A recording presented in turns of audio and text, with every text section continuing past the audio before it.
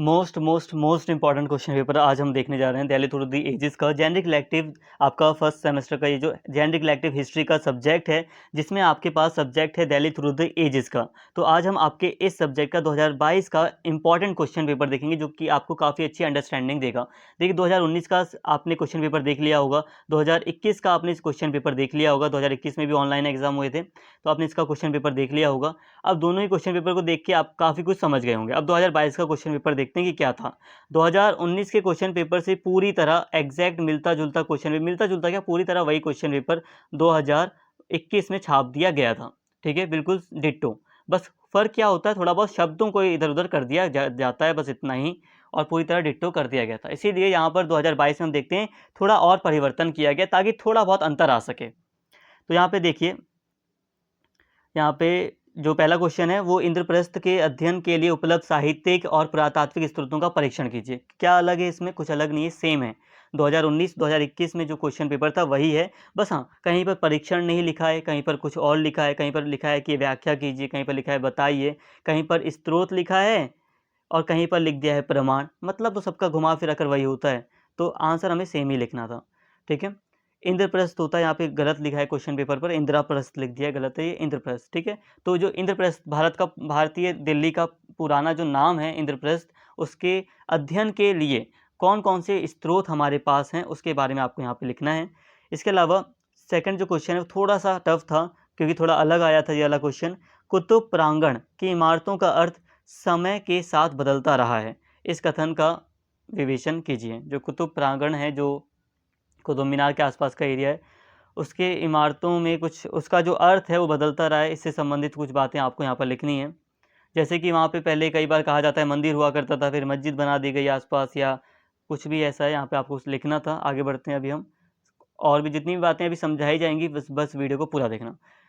Third question था कि 13वीं और 14वीं शताब्दी में दिल्ली की नगर परिदृश्य, यानी कि जो दिल्ली की के नगर योजना जो थी, उसमें विकास को आकार देने वाले कारक क्या थे, इसका वर्णन कीजिए। तो हिंदी में तो बिल्कुल वही नहीं है कि इंग्लिश में इतने अच्छे से लिखा और हिंदी में यहाँ पे सही से लिखा भी नहीं है। लेकिन यहाँ पे समझिए ये क्वेश्चन भी आपका जो पहले का जो क्वेश्चन पेपर है उसी से पूरी तरह मैच करता है, कि जो नगर परिदृश्य योजना थी, नगर स्थापित करने से संबंधित जो योजना थी दिल्ली सल्तनत के टाइम पर, उसके बारे में यहाँ पर हमें बताना है। शाहजहानाबाद शहर किन तरीकों से मुगलों के शाही विचारों का प्रतिनिधित्व करता है, इस बात को यहाँ पर हमें लिखना है। पहले भी क्वेश्चन पेपर्स में यही देखा था हमने, यहीं पर लिखा है। देखो, शाहजहानाबाद जब स्थापित किया गया तो वो एक बड़ा शहर था। बड़ा शहर का मतलब एक पूरा का पूरा लाल किला बनाया गया, चांदनी चौक को बसाया गया, मार्केट बसाई गई, मस्जिद बनाई गई। तो ये सारी चीज़ें जो इतना अरेंज फॉर्म में किया गया, क्या वो मुगलों की शाही विचारधारा को दर्शा रहा है? दर्शाता है, किस तरह से दर्शाता है उसको आपको बताना है।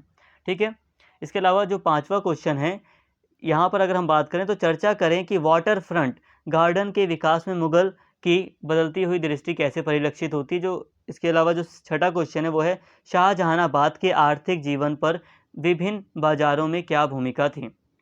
जो अलग अलग बाजार थे शाहजहानाबाद के, उसका मतलब क्या भूमिका थी उसकी आर्थिक जीवन में, पैसे से संबंधित जीवन में। यहाँ पे अब हम कंक्लूजन की बात करते हैं। कंक्लूजन ये है दोस्तों, देखो सिंपल सी बात है, 2022 का क्वेश्चन पेपर थोड़ा सा टफ आया था कंपैरिजन अगर हम दूसरे से करते हैं तो।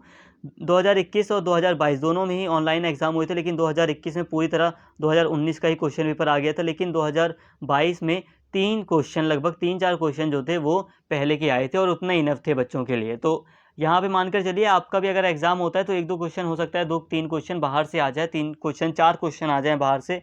बाहर का मतलब है कि थोड़ा समझ से परे हो। लेकिन फिर भी ये जो पुराने क्वेश्चन पेपर्स हैं, इसमें आपको 5 क्वेश्चन ऐसे मिल ही जाएंगे आपके एग्जाम में जो आपके मैच करेंगे। क्योंकि सबसे बड़ी बात, आपका एग्जाम ऑफलाइन मोड में हो रहा है। ऑफलाइन जो फर्स्ट सेमेस्टर के बच्चे हैं, अब 2023 में अगर हम देखें तो ऑफिस लिख दिया, ऑफलाइन आपका एग्जाम हो रहा है।